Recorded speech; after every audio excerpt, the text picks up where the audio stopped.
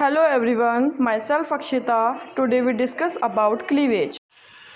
तो चलिए अब हम बात करते हैं क्लीवेज की।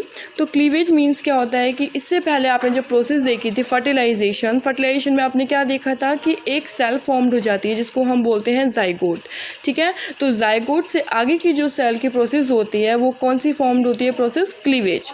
ठीक है, मीन्स कि जो एक सिंगल सेल से जब मल्टीपल सेल्स का फॉर्मेशन हो जाता है और एक रिपीटेड माइटोटिक डिवीज़न चलता है तब हम उसको बोलते हैं क्लीवेज। यहाँ पे जाइगोट सेल का रिपीटेड माइटोटिक डिवीज़न होने की वजह से वो मल्टीपल सेल में चेंज हो जाती है, मल्टीपल डिवीज़न हो जाता है उसमें, और उस प्रोसेस को हम बोलते हैं क्लीवेज। ओके, मीन्स कि यहाँ पे रिपीटेड माइटोटिक डिवीज़न मतलब क्या हो गया कि यहाँ पे पहले 2 सेल्स बनी, 2 से 4 सेल्स बनेंगी, 4 से 8, 8 से 16, और 16 जब सेल्स फॉर्म्ड हो जाती हैं, यानी कि वो सबसे इम्पॉर्टेंट पॉइंट है, उस स्टेज को हम बोलते हैं मोर्यूला। देखिए आपको डायग्राम में भी दिख रहा होगा कि किस तरीके से सेल का डिवीज़न हुआ है। पहले 2 से 4 बनी, 4 से 8, 8 से 16। ठीक है, इस तरीके से 8 से 16 तक की जो स्टेज होती है उन्हें आपको क्या बताइए? मोर्यूला होती है। ठीक है, सेल जो मोर्यूला बन जाती है उसके बाद वो धीरे धीरे डेवलप होती है ब्लास्टोसिस्ट में।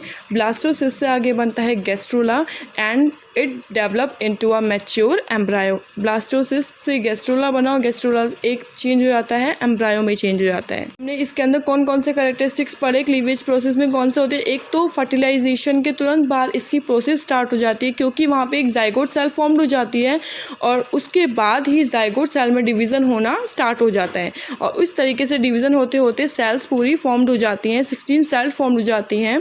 नेक्स्ट अगर मैं बात करूँ तो इसमें हमेशा माइटोटिक डिवीज़न इन्वॉल्व रहता है। क्यों? क्योंकि यहाँ पे सेल्स मल्टीपल हो रही हैं। ओके, नेक्स्ट जो यहाँ पे सेल फॉर्म्ड हुई है, मैंने अभी आपको बताया 16 सेल फॉर्म्ड हो जाती हैं, उनको हम बोलते हैं ब्लास्टोमियर्स। और उस जो solid ball like structure formed हो जाता है, 16 बॉल लाइक स्ट्रक्चर, वो क्या कहलाता है? हमारा मोर्यूला। और उसके बाद जब ये मोर्यूला सेल जो है चेंज हो जाती है हमारी ब्लास्टुला, मीन्स कि जो सारी सेल्स हैं वो सेटअप हो जाता है उनका। जैसे मान लीजिए सारी सेल्स बिखरी हुई हैं, ठीक है, वो एक जगह उनका अरेंजमेंट हो गया और वो लाइन वाइज राउंड में बैठ गई, स्टैंडर्ड हो गई। ठीक है, स्टैंड कर लिया उन्होंने एक जगह, तो बीच में क्या हुआ कि जो बीच की सेल्स थी वो जब आपस में उनका अरेंजमेंट हो गया, वो सब सेट हो गई पीछे से, तो क्या हुआ कि बीच की जो कैविटी है वो ब्लैंक रह गई, खाली रह गई, उसको हम बोलते हैं हॉलो। इसीलिए जब वो स्टेज फॉर्म्ड होती है उसको हम बोलते हैं ब्लास्टोसिस्ट। ठीक है, तो अब हम अगर बात करें तो क्लीवेज ह्यूमन जाइगोट में क्लीवेज प्रोसेस किस तरीके से स्टार्ट होती है, अभी मैंने आपको बताया कि फर्टिलाइजेशन के तुरंत बाद उसके अंदर ये प्रोसेस स्टार्ट हो जाती है, मतलब डिवीज़न की सीरीज़ की प्रोसेस स्टार्ट हो जाती है, तब उस प्रोसेस को बोलते हैं क्लीवेज। तो इसमें जो पहला डिवीज़न होता है वो कैसा होता है? इर्रेगुलर, मीन्स कि उसमें कोई इक्वालिटी नहीं रहती है। सेल्स जो हैं वो 2 पार्ट्स में बढ़ जाते हैं, मतलब एक सेल, मान लीजिए डिवीज़न हुआ, सेकेंड डिवीज़न, ठीक है, फर्स्ट, तो उसमें एक सेल बनी, एक सेल मतलब हाफ पोर्शन में बढ़ गया, तो उसमें से क्या होता है कि वो पोर्शन जो है वर्टिकल तो है बट अनइक्वल है। अनइक्वल मीन्स कि हाफ सेल बड़ी हो गई और हाफ सेल छोटी हो गई हैं, मैक्रोमियर्स और माइक्रोमियर्स से बढ़ गई। ठीक है, और अगर लेकिन वही सेल्स यानी कि 2 सेल्स जैसे बन गई हैं, तो जब वो 4 में चेंज होंगी तो वो इक्वल हो जाती हैं, और डिवीज़न भी कैसा होता है? वर्टिकली होता है, लेकिन उसमें जो होती है वो एक दूसरे के राइट एंगल पर अटैच हो जाती हैं, मीन्स कि उसमें डिवीज़न जो होता है वो इक्वल होता है। ठीक है, अभी मैंने आपको बताया था मोर्यूला स्टेज, 16 सेल स्ट्रक्चर को मोर्यूला बोलते हैं।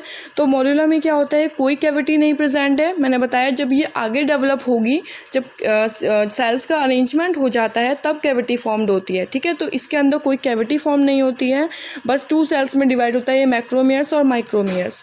मीन्स कि जो अरेंजमेंट हो गया है बाहर आउटर कवरिंग पे, जो सेल्स का अरेंजमेंट हो गया है वो कहलाता है मैक्रोमियर्स, और छोटी छोटी सेल्स उनके अंदर सेट हो जाती हैं, अरेंजमेंट हो जाता है उनका, वो होती हैं माइक्रोमियर्स। ठीक है, तो जो बाहर आउटर कवरिंग है वो आगे चल के ट्रोफोडर्म बनाते हैं, मीन्स कि जब ये जो सेल्स बनी थी अभी 16 सेल फॉर्म्ड हुई थी, ये फ्लैट हो जाती हैं सेल्स और क्या बनाती हैं? ट्रोफोडर्म में डेवलप हो जाती हैं।